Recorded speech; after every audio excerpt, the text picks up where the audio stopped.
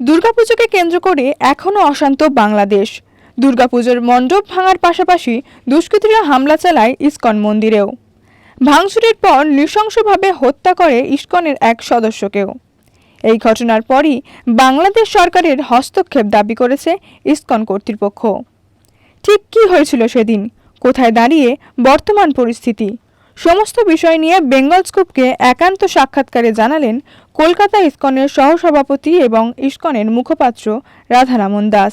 নমস্কার, আমরা এখন রয়েছি ইসকন কলকাতায়। আমাদের সঙ্গে রয়েছেন ইসকন কলকাতার ভাইস প্রেসিডেন্ট তথা ইসকনের মুখপাত্র রাধারমণ দাসজি।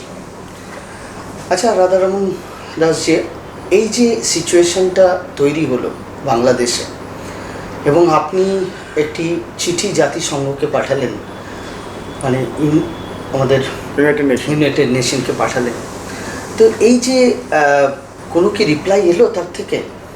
আমরা স্যাটারডে পাঠিয়েছি, কিন্তু এখনো কিছু রিপ্লাই আমরা পাইনি। আচ্ছা,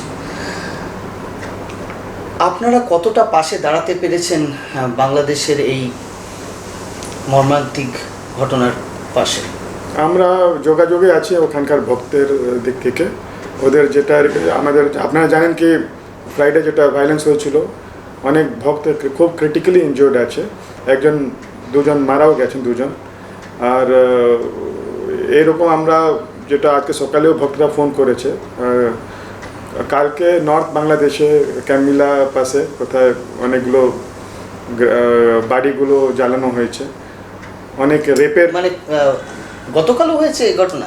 হ্যাঁ, লাস্ট নাইট হ্যাঁ, এটা অনেক বাড়িগুলো পুড়িয়ে দিয়েছে।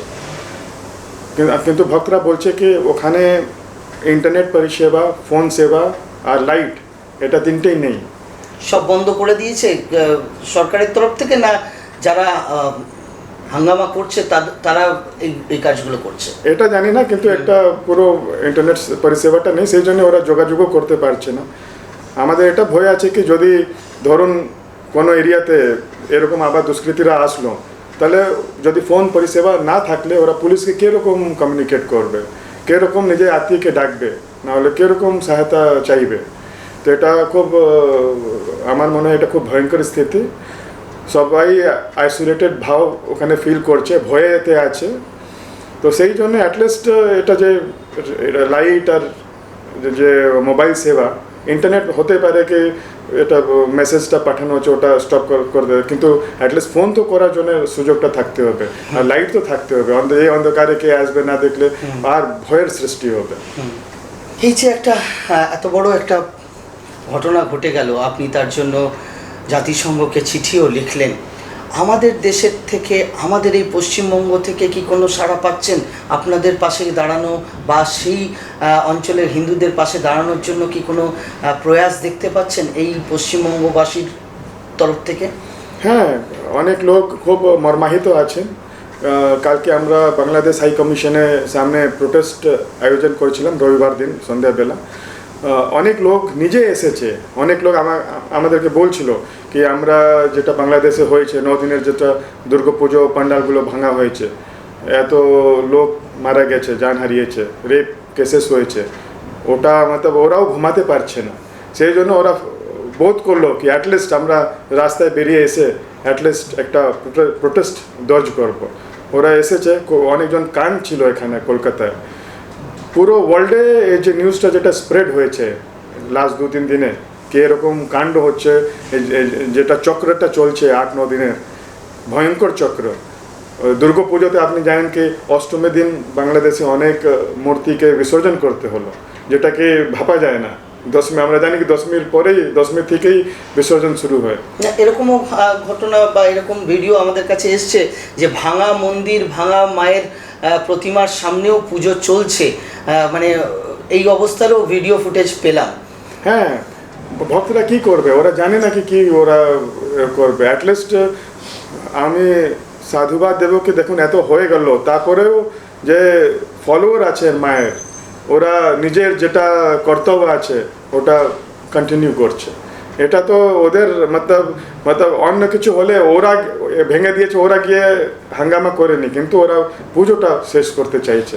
এইটাই তো চায় ওখানকার সমাজ, কি ওদের যা বিশ্বাস আছে, যা আস্থা আছে, ওটা সুস্থভাবে ওরা পালন করতে পারে। এটাই তো আমরা চাইছি। यहाँ पे मैं एक और जानकारी लेना चाहूँगा कि ये जो हिंदुज़म से कन्वर्टेड होके मुस्लिम करने का कोई चांसेस आपको दिख रहा है? ये तो वही जाने कि वो क्यों ऐसा हो रहा है, लेकिन अगर लोग ही नहीं रहेंगे, उनको मार देंगे, उनको इस तरह भयंकर करेंगे, तो लोग ही कहाँ बचेंगे कन्वर्ट करने के लिए। ये तो कुछ और हो रहा है, ये तो नरसंहार हो रहा है, ये तो नरसंहार हो रहा है। जब आप किसी के कन्वर्ट, तो ऐसा नहीं होता है ना, प्रेम से होता है ना। तलवार के नोक में गर्दन आप उड़ा देंगे तो क्या होगा, उसका डेड बॉडी को कन्वर्ट करके क्या करेंगे। तो ये बहुत ही जो हो रहा है बहुत ही भयंकर है। और बांग्लादेश गवर्नमेंट तो उन्होंने तो वो स्टेप भी ले रहे हैं, कोशिश कर रहे हैं इसको रोकने का, लेकिन स्थिति थम नहीं रही है। वो लोग भी बोल रहे हैं कि ये उनका कोई संगठन है वहाँ पर जो ये सब, हमको पता है कि ये जो पूरा सजाना बोलते हैं ना, सजानो घोटना, हाँ, वो सजा हाँ, तो वो उन्हीं के लोगों ने पहले जो वायलेंस अभी कर रहे हैं, उन्हीं के लोगों ने वो उनकी किताब को पैर में रख के उसको फेसबुक में पहले फेमस किया, फिर पूरा दंगा मतलब उसको भड़का दिया। ये तो एक तरफ का दंगा हो, ये तो दंगा दंगा इस गलत हुआ, क्योंकि दंगा दो तरफ होता, ये नरसंहार है करके अपने लोगों को उत्तेजित करके, और फिर ये जो चक्र है, रात का तो छोड़िए, हमारे इस्कॉन नौखाली मंदिर में उस दिन विजयदशमी थी, सब लोग ने भक्त पूजा अर्चना के बाद में, जब दोपहर में 1 बजे हमारा प्रसाद होता है, 1:30 बजे प्रसाद पा रहे थे, अचानक देखे कि 500 लोगों के मंदिर के सामने आ गए।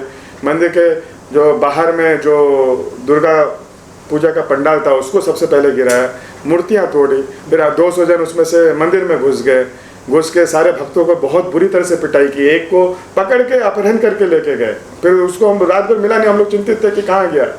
दूसरे दिन उसका शव तालाब में जब तैर के ऊपर आया तो हमें पता चला, पुलिस जब आके उसको निकाला तो देखा कि उसकी काफ़ी चेहरे पर बहुत ही धारदार, बहुत ही बुरी तरह से उसकी हत्या की गई है। तो इस तरह का नृशंस हत्या हो रही है, रेप केसेस हो रहे हैं। अभी सवेरे बहुत ही हृदय विदारक, मतलब लास्ट 1.5 दिन से वो भक्त अपडेट नहीं कर पा रहे थे। सवेरे मेरे को फ़ोन आया 5:30-6 बजे बांग्लादेश से, नौखाली से, तो एक पता चला कि एक परिवार जो है वहाँ पर रहता था, उसके जितनी भी महिला सदस्य थे उस घर में, उनका रेप किया गया। और यही नहीं, आपको आश्चर्य होगा, उसमें बच्चे थे, 2 बच्चे थे, एक 10 साल की बच्ची थी, उसका भी उन्होंने रेप किया। कल बांग्लादेश टीवी चैनल ने इस न्यूज़ को ब्रेक किया कि जो उस बच्ची का 10 साल बच्ची का रेप हुआ था, उसने दम तोड़ दिया। तो इस तरह की घटनाएं हो रही हैं हम लोग, और सबसे ज़्यादा आश्चर्य की बात यह है कि अभी तो आ भी रही है, सोशल मीडिया के माध्यम से भी लोग भेज रहे हैं, लेकिन पूरा संसार अपने मुंह में ताला लगा के बैठा हुआ है। हम लोग देखते हैं कि कुछ भी कहीं किसी दूसरे धर्म के प्रतिष्ठान का अगर एक शीशा भी टूट जाता है तो अमेरिकन प्रेसिडेंट आकर वो उसकी शिकायत करते हैं कि ऐसे कैसे हो रहा है, दिल में ये देश में ये संभव नहीं है। और यहाँ पर 9 दिन से जो कुचक्र चल रहा है, तांडव चल रहा है मृत्यु का, यूनाइटेड नेशन का एक अंग है United nation human right commission. तो ये जो 9 दिनों से जो लोग मारे जा रहे हैं, क्या वो ह्यूमन नहीं है? कौन से ह्यूमन राइट कमीशन के लिए United nation human right commission बना है? यही हमारा प्रश्न है। सोचा कि ये आपको बांग्लादेश सरकार को या प्राइम मिनिस्टर को कुछ यहाँ से कुछ चिट्ठी लिखा जाए या इस्कॉन की तरफ से? हम लोग ने प्रेस के माध्यम से कल से हम अपील कर रहे हैं, उनको मैसेज भी किया है। कल बांग्लादेश एम्बेसी के सामने जब हम धरना दिए तो वहाँ पर भी मैसेज गया है, और बांग्लादेश का कल प्रेस भी था, उनको उनके माध्यम से हमने यही बोला कि ये तो सही है कि वो बांग्लादेश सरकार प्रयास कर रही है, और वो बहुत क्रिटिसाइज भी कर रही है कि ये बहुत ही गलत हो रहा है, और ये तो क्यों क्यों नहीं रहा है? मतलब ये तो कोशिश होना चाहिए वैसा, इतने उनका भी फोर्स है, पुलिस फोर्स है, मिलिट्री है, क्यों नहीं उतार देते? यही मेरा प्रश्न है कि ये मतलब ये तो एक्सक्यूज़ नहीं हो रहा है ना कि हम रोक नहीं सक रहे हैं तो ये चलते रहे। यही हमारा प्रश्न है कि इसको जैसे भी हो इमीडिएटली रोकना पड़ेगा। और जितना भी कड़ा, अगर जैसे जिसने उसको किताब को रखकर फेसबुक में फैलाया था वो अभी अरेस्टेड है, तो अगर उसको उसका जो भी इंक्वायरी करके साबित हो जाता है तो उसको इमीडिएटली उसको फांसी की सज़ा देनी चाहिए। सिर्फ एक आदमी को फांसी नहीं, एक का नहीं, सिस्टम बदल जाएगा क्या? नहीं, मैं एक का नहीं, मैं बोल रहा हूँ उससे शुरुआत करनी चाहिए। और उसके बाद जो बोलते हैं कि 2500-200 लोग को गिरफ्तार किया गया है, उनमें भी जो जिन्होंने हत्या की है उनको भी फांसी की सज़ा देनी चाहिए। जब लोग देखेंगे कि इवन लोगों को लगता है कि हम मॉब में जाके किसी की हत्या कर देंगे, रेप कर देंगे, तो हम इस कानून के ऊपर हैं, लोगों को ये माथे में बैठा हुआ है। लेकिन जब इस तरह से लोगों को इन कातिलों को लटकाना शुरू होगा तो फिर उनके अंदर में भय बैठेगा। किस तरह का मनोबल है अभी भी इस्कॉन और वहाँ का हिंदुओं का? कुछ ऐसा कुछ मैसेज मिला? बहुत डरा हुआ होगा नहीं अभी जो जैसे मंदिर के सामने 150 घरों में उन्होंने भी आक्रमण किए, मंदिर को छोड़ के और 150 घरों में उस दिन आक्रमण हुआ फ्राइडे को।